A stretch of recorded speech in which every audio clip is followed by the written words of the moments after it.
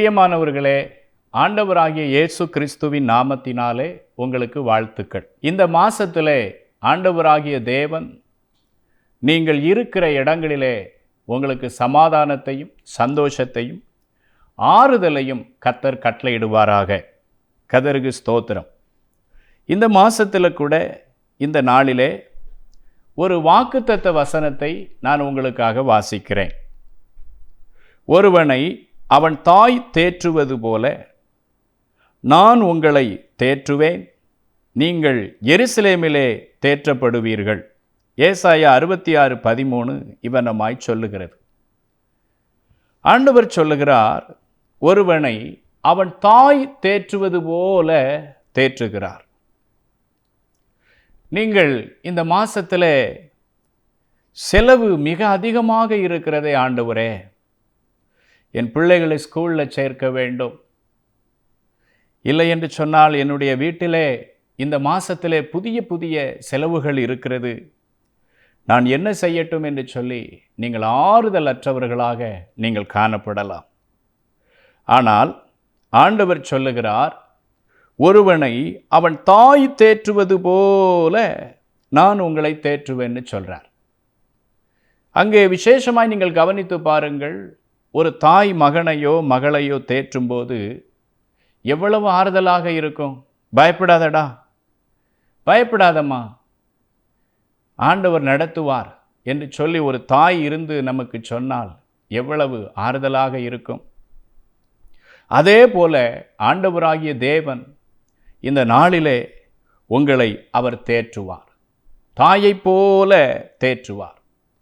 வேதத்திலே ஆண்டவர் பல உருவங்களிலே தன்னை அடையாளப்படுத்தி இருக்கிறார். ஆனால் இந்த வசனத்தில் அவர் தன்னை ஒரு தாயாக அடையாளப்படுத்துகிறதை பார்க்க முடியும்.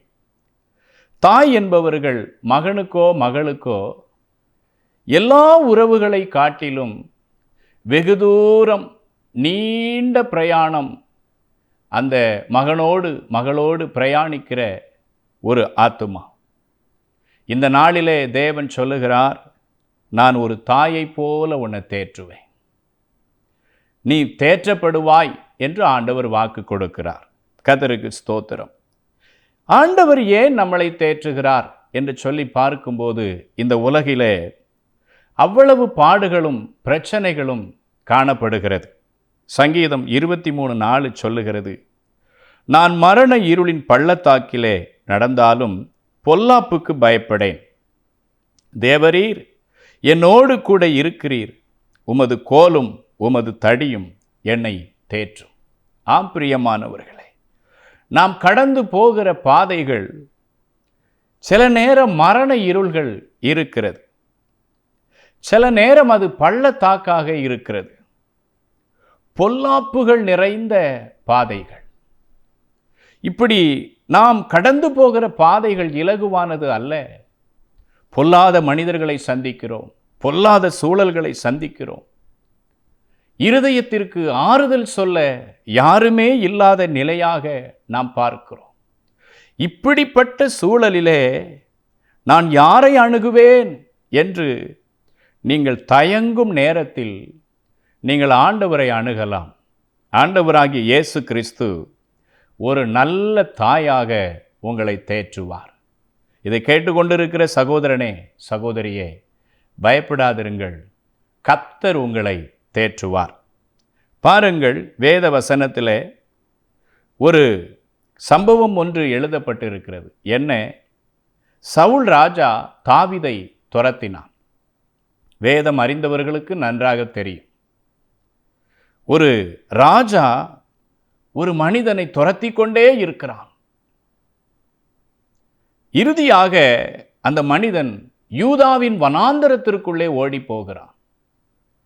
அப்பொழுது சவுல் ராஜா அவனை விரட்டுவதை நிறுத்திவிட்டு அவர் வீடு திரும்புகிறார். காரணம் என்ன?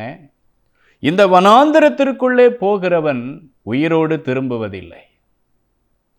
அங்கே அவ்வளவு ஆபத்துகள் உண்டு. அங்கே போகிறவர்கள் உயிர் தப்புவது கடினம்.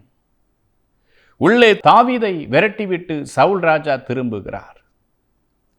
ஆனால் வேதம் சொல்லுகிறது, தாவீதோடு கூட கர்த்தர் இருந்ததினாலே யூதாவின் வனாந்தரத்தை கடந்து அங்கே என்கேதி என்று சொல்லக்கூடிய ஒரு அருமையான தண்ணீர் உள்ள இடத்தை அடைந்ததாக வரலாறு சொல்லுகிறது.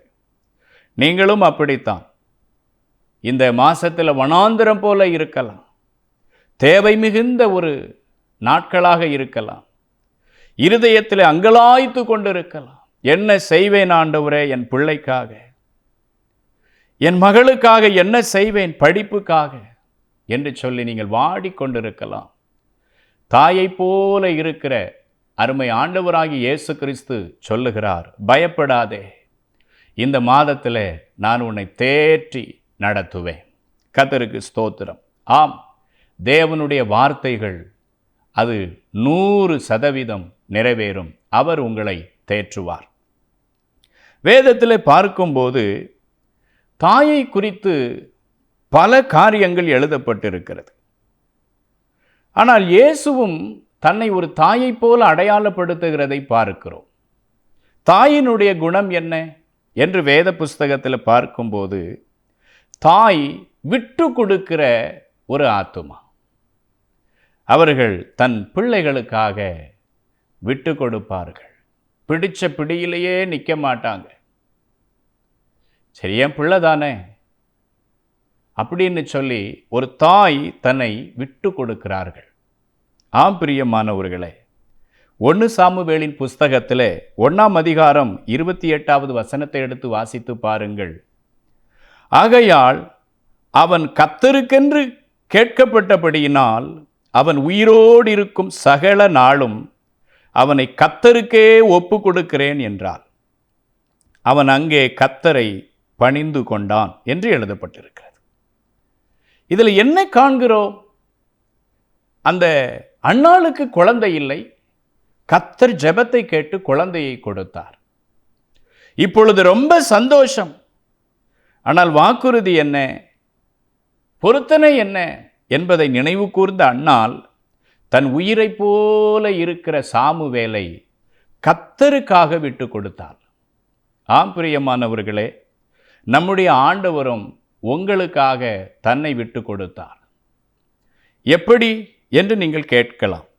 ஏசாயா 53:4 சொல்லுகிறது, மெய்யாகவே அவர் நம்முடைய பாடுகளை ஏற்றுக்கொண்டு நம்முடைய துக்கங்களை சுமந்தார். அவர் தேவனால் அடிக்கப்பட்டு வாதிக்கப்பட்டவர் என்று சிறுமைப்பட்டவர் என்றும் எண்ணினோம். ஆம், இன்றைக்கு நாம் செய்த தவறுக்காக ஆண்டவர் நம்மளை தண்டித்திருக்க வேண்டும், கொன்று போற்றிருக்க வேண்டும். ஆனால் ஆண்டவர் அதை செய்யவில்லை. தம்மைத்தாமே அவர் சிலுவையிலே விட்டு கொடுத்தார். தன் அதிகாரங்களை எல்லாம் விட்டு கொடுத்தார். அவர் ஏழ்மையின் கோலமாகி சிலுவையிலே உங்களுக்காக அவர் தொங்கினார். ஒரு தாய்க்கு இருக்கக்கூடிய விட்டு கொடுக்கிற தன்மை இயேசுவுக்கு இருந்தது. இந்த நாளிலும் இந்த சத்தத்தை கேட்டுக்கொண்டிருக்கிற அருமையான சகோதர சகோதரிகளே, உங்களுக்காக அவர் சிலுவையில் தன்னைத்தானே விட்டு கொடுத்தார். அவர் தாய் உள்ளம் போன்றவர். உங்களுக்காக எல்லாவற்றையும் தன் ஜீவனையே கொடுத்த ஆண்டவர் இந்த மாசத்துல உங்க தேவைகளை சந்திக்க மாட்டாரா? உங்க நெருக்கடிகளை மாற்ற மாட்டாரா? உங்க பிள்ளைகளை கர்த்தர் ஆதரிக்க மாட்டாரா? உங்களை விட்டுருவார்னு நினைக்கிறீங்களா? விடவே மாட்டார். அவர் உங்களுக்காக, உங்கள் பிள்ளைகளுக்காக விட்டு கொடுத்த தாய் போன்ற உள்ளம் உடையவர். ஆகவே கவலைப்படாதீங்க, இந்த மாதம் அவர் உங்களை தேற்றுவார். அவர் விட்டு கொடுக்கிற தேவன். இரண்டாவது என்ன தெரியுமா? அவர் நமக்காக விண்ணப்பம் பண்ணுகிற தாய் போன்றவர். அநேக தாய்மாரை நான் பார்த்திருக்கிறேன். தன் பிள்ளைகளுக்காக அழுது அழுது ஜெபித்து கொண்டே இருப்பார்கள். என் மகனுக்கு எப்படியாவது இந்த படிப்பு இடம் கிடைத்து விட வேண்டும், என் மகனுக்கு எப்படியாவது இந்த தேவைகள் சந்திக்கப்பட வேண்டும், என் மகனுக்கு எப்படியாகிலும் இந்த திருமண காரியம் முடிந்து விட வேண்டும், என் மகள் காரியத்தை ஆண்டவர் நோக்கி பார்க்க வேண்டும். ஒரு தாயினுடைய விண்ணப்பம். அப்ப ஆண்டவர் உங்களுக்காக ஜெபிக்கிற நல்ல தாயாக இருக்கிறார். அவர் உங்களுக்காக விண்ணப்பம் பண்ணுவார். பிதாவினிடத்தில் விண்ணப்பம் பண்ணுவார். என் மகன், என் மகள், இந்த நேரத்தில் உதவி தேவைப்படுகிறது என்று சொல்லி ஒரு தாய் போல உங்களுக்காக விண்ணப்பம் பண்ணுவார். ஆம் பிரியமானவர்களே, நமக்காக விண்ணப்பம் பண்ணுகிற தாய் போன்றவர். வேதத்தில் மார்க் 7:25 எடுத்து நீங்கள் வாசித்து பாருங்கள். அசுத்த ஆவி பிடித்திருந்த ஒரு சிறு பெண்ணின் தாயாகிய ஒரு ஸ்திரீ அவரை குறித்து கேள்விப்பட்டு வந்து அவர் பாதத்தில் விழுந்தாள். அந்த ஸ்திரீ சிரோபேனிக்கேயா தேசத்தாலாகிய கிரேக்க ஸ்திரீயாயிருந்தாள். அவள் தன் மகளை பிடித்திருந்த பிசாசை துரத்திவிட வேண்டும் என்று அவரை வேண்டிக் கொண்டாள்.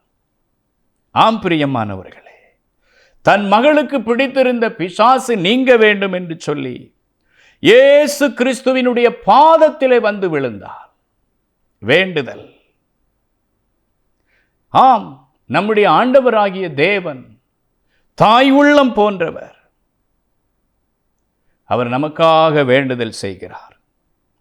பிதாவின் வலது பார்சத்தில் இருந்து கொண்டு என் மகனுக்கு இது தேவை, என் மகளுக்கு இது தேவை என்று அவர் வேண்டுதல் செய்து கொண்டே இருக்கிறார். தாய் உள்ளம் போன்றவர். ஆகவே பயப்படாதிருங்கள். அவர் உங்களுக்காக வேண்டுதல் செய்கிறவராய் நிற்கிறார். உங்களுடைய துக்கமெல்லாம் மாறும். ஆண்டவர் உங்களை ஆறுதல் படுத்துவார். 2. 3வது காரியம் என்ன தெரியுமா? ஒரு தாய் தன் பிள்ளைகளுக்காக விசுவாசிக்கிறாள். ஆம், தன் குடும்பத்திற்காக ஆண்டவரை விசுவாசிக்கிறாள். தன்னுடைய வேலை, தன்னுடைய தொழில், எல்லா காரியமும் தன் குடும்பத்திற்கு ஆசீர்வாதமாய் இருக்க வேண்டும் என்று கர்த்தரை விசுவாசிக்கிறாள் ஒரு தாய். ஆம், அப்போஸ்தலர் 16:1 எடுத்து நீங்கள் வாசித்து பாருங்கள். அதன் பின்பு அவன் தெர்பைக்கும் லிஸ்திராவுக்கும் போனான். அங்கே தீமோத்தேயு என்னப்பட்ட ஒரு சீஷன் இருந்தான். அவன் தாய் விசுவாசமுள்ள யூத ஸ்திரீ, அவன் தகப்பன் கிரேக்கன். அந்த தீமோத்தேயினுடைய தாய் விசுவாசம் உள்ள தாய். அவனுக்கு கிடைச்ச பாக்கியம்.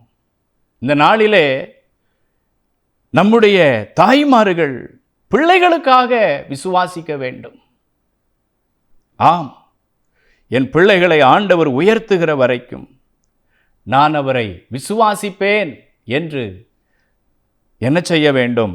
விசுவாசிக்கிற தாயாக இருக்க வேண்டும். ஆம், இயேசு கிறிஸ்துவும் கூட அவர் இந்த பூமியிலே 33.5 ஆண்டு காலங்கள் மனுக்குலத்திற்காக அவர் தேவனை விசுவாசித்து தன் ஜீவனை கொடுத்தார். இன்றைக்கும் அவருடைய விசுவாசத்தினாலே நாம் பிழைத்திருக்கிறோம். அப்போ ஆண்டவராகிய தேவன் தாய் போன்றவர். இந்த சத்தத்தை கேட்டுக்கொண்டிருக்கிற தேவனுடைய பிள்ளைகளே, ஆண்டவர் உங்களுக்காக தன்னையே விட்டு கொடுத்தார். அவர் நமக்காக விண்ணப்பம் பண்ணுகிறார். அவர் நமக்காக விசுவாசித்தார். என் மகன் கண்டிப்பாக திரும்ப வருவான், என் மகள் கண்டிப்பாக திரும்ப வருவாள். இந்த ஒரு வருஷம் அவனுக்காக நீங்கள் காத்திருக்க வேண்டும் என்று பிதாவினிடத்திலே நம்பிக்கையோடு கூட வேண்டுதல் செய்த தேவன், விசுவாசித்த தேவன். ஆகவே இந்த சத்தத்தை கேட்டுக்கொண்டிருக்கிற அருமையானவர்களே, அவர் தாய் போன்றவர், நமக்காக வேண்டுதல் செய்கிறவர். உங்களை கைவிட மாட்டார். இந்த மாசத்தில் ஒருவனை அவன் தாய் தேற்றுவது போல நான் உங்களை தேற்றுவேன் என்று ஆண்டவர் திரும்பவும் உங்களுக்கு இந்த வார்த்தைகளை சொல்லி ஞாபகப்படுத்த விரும்புகிறார். ஆகவே இந்த சத்தத்தை கேட்டுக்கொண்டிருக்கிற அருமையான சகோதரர்களே, சகோதரிகளே, நீங்கள் கண்களை மூடுங்கள். நான் உங்களுக்காக ஜெபிக்கிறேன். கர்த்தர் உங்களை ஆறுதல் படுத்துவாராக. பிதாவே, உமக்கு கோடான கோடி ஸ்தோத்திரம். இந்த நாளிலும் ஆறுதலற்று தேறுதலற்று இருக்கிற சகோதரனுக்காக, சகோதரிக்காக நான் ஜெபிக்கிறேன். ஆண்டவரே, நீர் ஒரு நல்ல தாயை போல உங்க பிள்ளைகளை அணுகுகிறவர். எந்த சூழலிலே இருந்தாலும் உங்க பிள்ளைகளை நீர் நடத்துகிறவர். ஆண்டவரே, தாயினுடைய அத்தனை சுபாவமும் கொண்டிருக்கிற தேவன் உங்க பிள்ளைகளுடைய நிலைகளை அறிந்து இந்த மாசத்துல நீர் அவர்களுக்கு உதவி செய்வீராக. படிப்புக்கு உதவி செய்யும், குடும்ப தேவையிலே கர்த்தர் உதவி செய்யும், அப்படியே வியாதியிலே கர்த்தர் உதவி செய்யும். வேலைகள், தொழில்கள், போக்கு வரத்து, ஒவ்வொரு காரியத்திலும் நீர் கூட இருந்து அவர்களை பலப்படுத்துவீராக. உங்க அன்புள்ள கரத்துல ஒப்பு கொடுக்கிறேன். இந்த வார்த்தை அவர்களை ஆசீர்வதிக்கட்டும். உங்க சமூகம் முன் செல்லட்டும் ஐயா. கர்த்தர் பெரிய காரியத்தை செய்யும். ஆண்டவராகிய இயேசுவின் நாமத்தில் ஜெபிக்கிறோம் எங்கள் நல்ல பிதாவே. ஆமென்.